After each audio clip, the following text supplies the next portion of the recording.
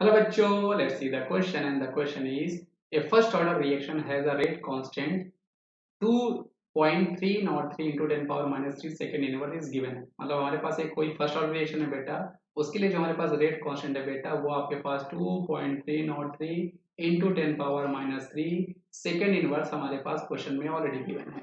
सो हमें यहाँ पे the time required for 40 gram of the reactant to reduce 10 gram will be. मतलब हमें बेटा यहाँ पर इनिशियल जो कंसंट्रेशन आपका रिएक्टेंट है वो क्वेश्चन हमें 40 ग्राम दिया है और एक टाइम टी पे वो आपका 10 ग्राम हो रहा है। तो कितने टाइम में इसका जो कंसंट्रेशन है बेटा वो 40 से रिड्यूस होकर 10 ग्राम हो जाएगा, वही टाइम जो है वो हमें निकालना है।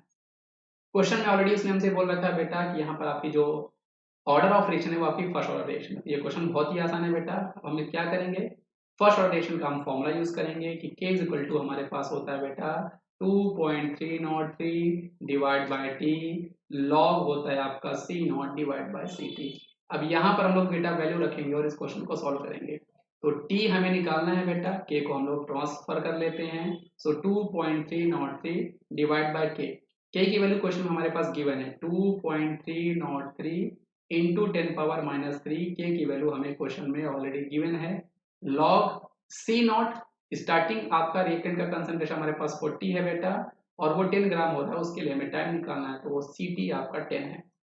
इसको सॉल्व करोगे बेटा तो ये आपका 4 और 4 आएगा। अब यहाँ पे बेटा ये आपका log 4 है, तो log 4 को बेटा हम लोग log 2 का स्क्वायर भी लिख सकते हैं। फाइनली हम लोग इसको 2 log 2 लिख सकते हैं। और log 2 की वैल्यू बेटा देखो क्वेश्चन में हमारे पास गिवन है 2 मल्टीप्लाई बाय 0.3010 हम लोग यहाँ पे रखेंगे। तो अब इसको हम डायरेक्टली सॉल्व करते हैं बेटा। ये से आप ये कैंसिल आउट कर सकते हो। 10 पावर माइनस 3 आपका ऊपर जाएगा बेटा तो वो आपका 1000 बनने वाला है और इसको हम लोग मल्टीप्लाई करने वाले बेटा 2 मल्टीप्लाई बाय 0.3010 से मल्टीप्लाई करने वाले हैं।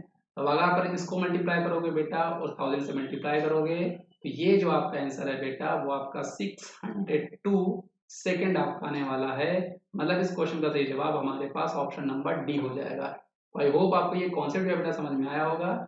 यहाँ पर हमें 602 सेकंड लिखने वाले हैं बेटा। 40 ग्राम रिएक्टेंट को 10 ग्राम रिड्यूस करने के लिए जो टाइम लगेगा वो हमें लगने वाला है बेटा यहाँ पर 602 सेकंड।